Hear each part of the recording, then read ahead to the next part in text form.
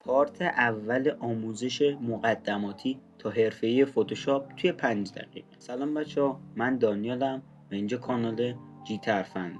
امروز قراره بریم سراغ اولین پارت آموزش فتوشاپ توی 5 دقیقه. آقا اولین چیزی که باید از فتوشاپ بدونید اینه که چطوری فایل برای خودمون بسازید. وقتی وارد فتوشاپ شدید میایید قسمت نیو فایل و از این قسمت اینجا بهتون اونایی که استفاده کردید رو نشون میده. سیوید که سیوا رو اینجا براتون بعضی از ابعاد مخصوص که توی خود نرم افزار هستش رو نشون میده که توی نسخه قبلی کمتره.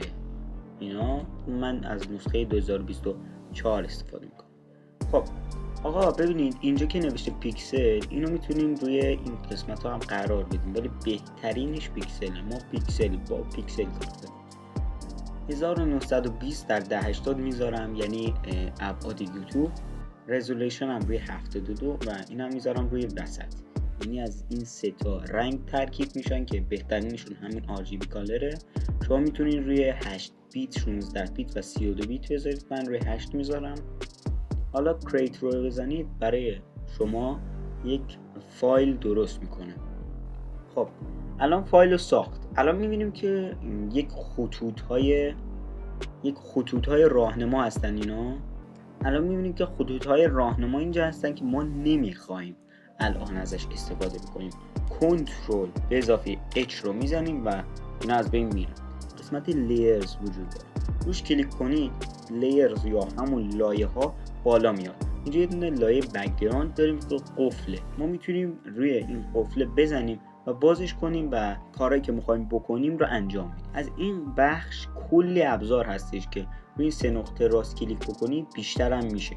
آقا این ابزار گرفتن دیگه. اینجوری میگیرید، مثلا میکشید این طرف اون طرف، کلا برای انتخاب کردن به درد میخوره. این یکی ابزار برای کات کردن به صورت گرد یا کات کردن به صورت مربعی هستش. میبینید سلکت کرد. این ابزار برای کات کردن به صورت اینجوری که از کجا تا کجا یه کلیک میزنید اینجا، یه کلیک میزنید اینجا و آخرش هم اینو میزنید و سلکت میکنه و راست کلیک کنید روش. یه دونه ایرم داره که با این نقطه مثلا مثل مداد میمونه، اینجوری میکشید بعد سلکت میشه اون قسمت و میتونید ازش استفاده بکنید. این قسمت هم قسمتیه که شما میتونید با استفاده از این روی هر کدوم از آبجکت ها که روش نگه میدارید اون رو انتخاب بکنید که اینها رو بعداً بهتون توضیح میدم چون یکم سطحشون بالاتر. آقا این قسمت براش هستش که برای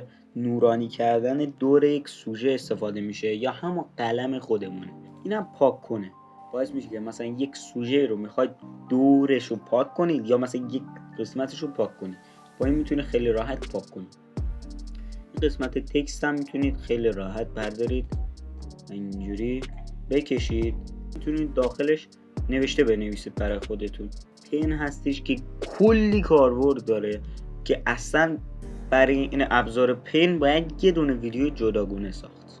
این قسمت هم یه دونه برای خودتون یک آبجکتی درست میکنه، شکلاش هست، میکشید در ابعادی که میخوای براتون مربع، دایره، سه‌گوش یا کل شکل‌های دیگه براتون درست میکنه. این علامت دست هم باعث میشه که شما بتونید یک چیزی رو بگیرید و اینجوری بکشید. مثلا من میخوام تصویرم یکم بیاد این طرف، یکم بیاد این طرف.